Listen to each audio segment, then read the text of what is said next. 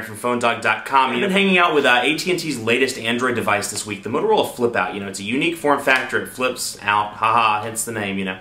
But it's a square form factor with a physical QWERTY keyboard. It's running Android 2.1, and actually it's a pretty decent mid-range device. I've been using it for a couple days now, and I've been pleased with how fast it is. It's, you know, a definite departure from the devices that were running Android 1.5 and 1.6.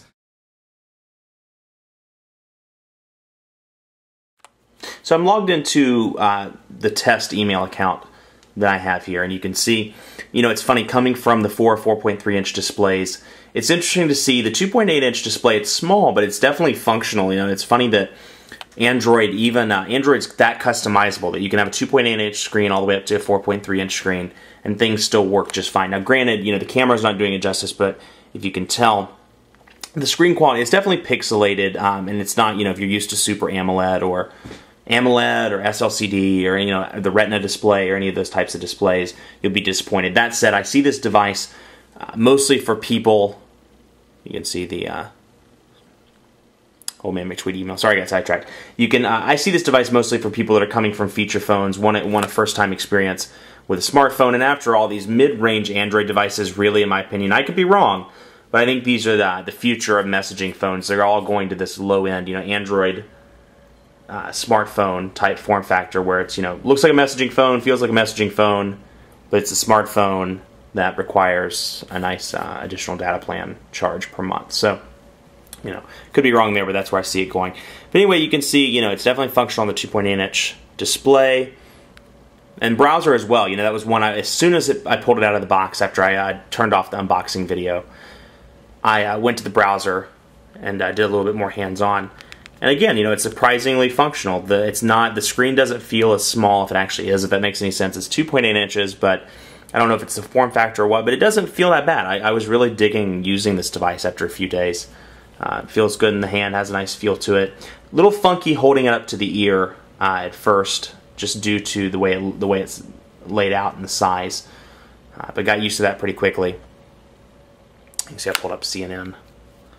Let's go to the, not the mobile version, but let's go to the full site, just to get an idea of what it looks like. Data speeds have been reasonably fast. Been pleased on that front. Call quality has been very good. You know, as you can see, my office is right beside a cell site, but I have full service. And when I took it to a fringe AT&T area yesterday, I was pretty pleased with the call quality. It was a little bit choppy, but for the most part, I was able to understand what my caller was saying, so I was pleased on that front. Now you can see the main site. Whoops. As you can see, you know, pinch to zoom works just fine. When it's zoomed all the way out, obviously it's grainy, but you can go here, zoom in, zoom out. Reasonably fast. As I was saying, you know, it's a actually I didn't say this at first, but it's a 720 megahertz processor that it's running. So, you know, speed-wise, it's very quick, no problems on that front. And the combination of that and Android 2.1 make it pretty speedy. You can see, I mean, it's zooming in, you know, it's definitely real time. So, go to PhoneDog.com.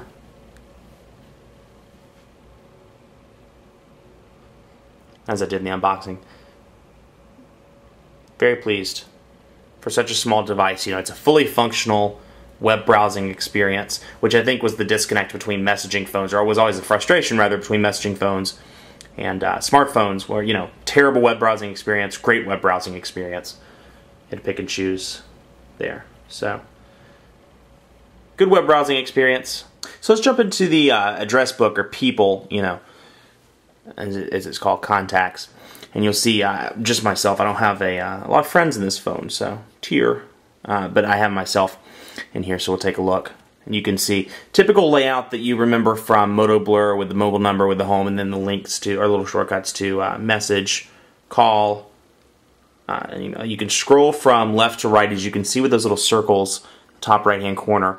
You can scroll from left to right and get an idea of their social happenings. You can add your own social networks and get an idea of what's going on there.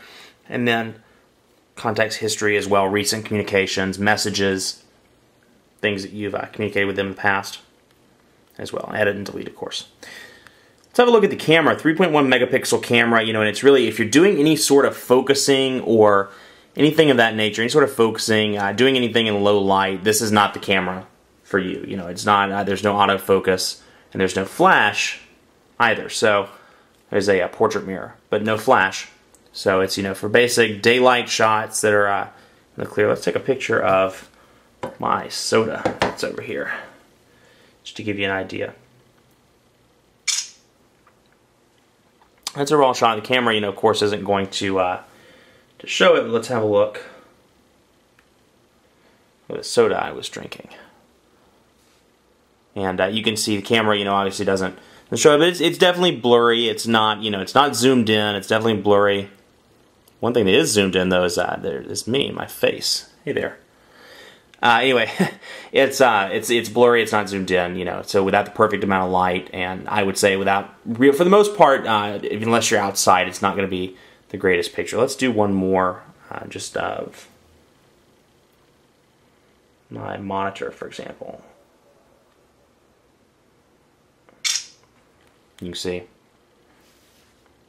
not the best in the world there, but decent for, you know, for a quick shot. If you're taking a quick picture of the kids or the puppy dog or the cat or whatever, you know, as long as it's outside and as long as there's a reasonable amount of light, it's a decent picture. Otherwise, you'll want to look for another device if you're looking for a little bit better camera. Look somewhere else. In terms of battery life, I was pretty reasonably pleased with it for a mid-range device. It has a 1,170 milliamp battery, and, you know, with moderate use, text messaging, calling, using the Android market, you know, browsing, downloading apps and such, I was able to make it about 3/4 the way through the day with, you know, moderate to heavy use before the device powered down. So, you know, not for a mid-range device with a smaller battery and a little bit of smaller form factor, that's not bad. You know, I can see with light to moderate use, it should easily make it through the day. But again, you know, that's the challenge with smartphone operating systems. You know, that are always on, that are always pulling data. It sucks the battery juice out a little bit quicker than feature phones. So, you know, that's one of the adjustments that people have to make when they migrate from a messaging phone or a feature phone to an entry-level smartphone. A little bit of frustration there. Much more coverage to come on the Motorola Flipout with AT&T. It's available in AT&T stores now for $79.99. No rebates required. $349 outright. And like I said, pretty decent little mid-range Android device. I was pleased with it. Battery life decent, reception good, and Android 2.1, the combination of that and the faster processor make it a decent device to play with and to use, and it's a different form factor to boot. I see this going to, like I said, feature phone users that are migrating into their first smartphone, teenagers, people that appreciate the unique form factor.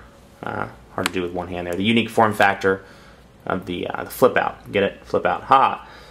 Much more coverage to come on PhoneDog.com.